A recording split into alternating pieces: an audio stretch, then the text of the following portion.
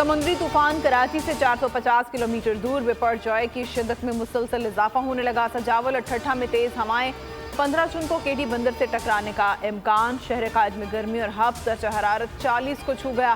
साहिल पर दफा 144 नाफिज, माहीगीरों को वापस बुला लिया गया।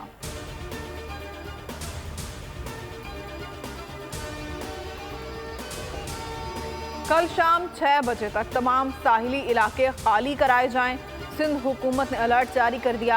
वज़ीर आला सिंध कहते हैं तमाम इदारों के साथ होमवर्क मुकम्मल कर लिया। साहिली इलाकों से शहरियों का इंतला यकीनी बनाएंगे। वज़ीर आला ने साहिली इलाकों का फ़ज़ाई दौरा भी किया।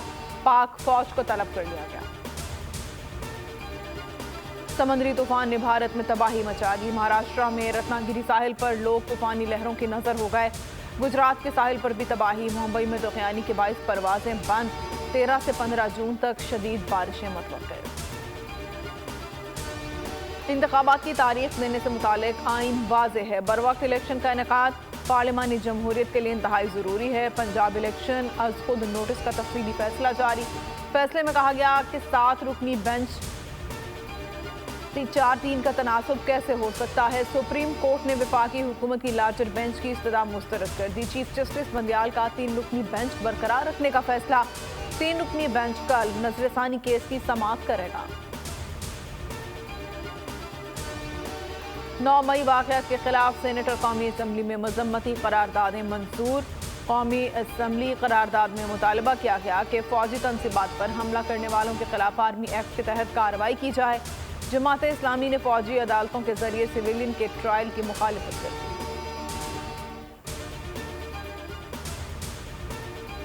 पीडीएम का मिलिट्री कोर्ट की हिमायत में करारदाद पेश करना पार्लिमानी सियासत की तारीख में स्याह बाब के तौर पर याद रखा जाएगा। हमाद अजहर का ट्वीट लिखा, इस करारदाद की इतनी ही कानूनी हैसियत है जितनी पीडीएम की आवाम में पजीराई बाकी रह गई है। करारदाद इनकी छोटी सोच और डूबती सियासत की अक्कास है।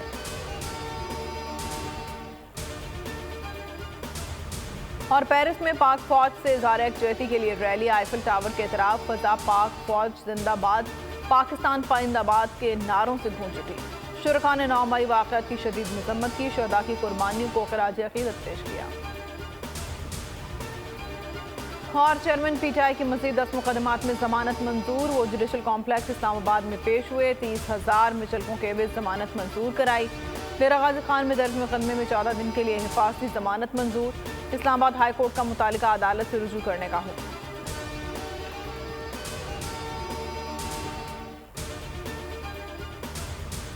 सेनेट इजलास में बजट पर बहस के दौरान हंगामा आराई, सख्त शोर शराबा।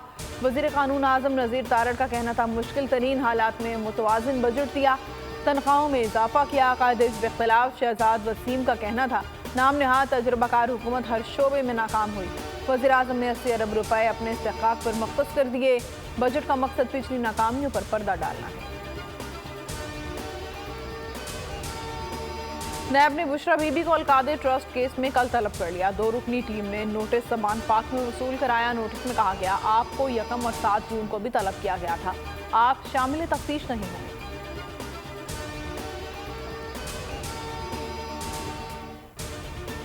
मेयर कराची का इलेक्शन, तहरीक इंसाफ में इख्तलाफात पैदा हो गए। 30 अहदेदारों का इलेक्शन में हिस्सा न बनने का ऐलान। हाफिज नईम को वोट नहीं देंगे, पोलिंग के दिन गैर हाजिर रहेंगे। हलीम आदिल शेख ने तमाम नुमाइंदों को खत लिख दिया। पोलिंग के दिन अपनी मौजूदगी यकीनी बनाने का हुक्म लिखा।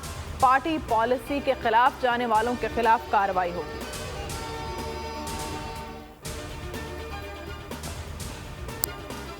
हेडलाइंस आपने मुलाहिजा की और अब आप देख सकेंगे प्रोग्राम नेशनल डिबेट। किसी भी खबर की तफसीलात के लिए विजिट कीजिए boldnews.com और देखते रहिए बोल्ड न्यूज।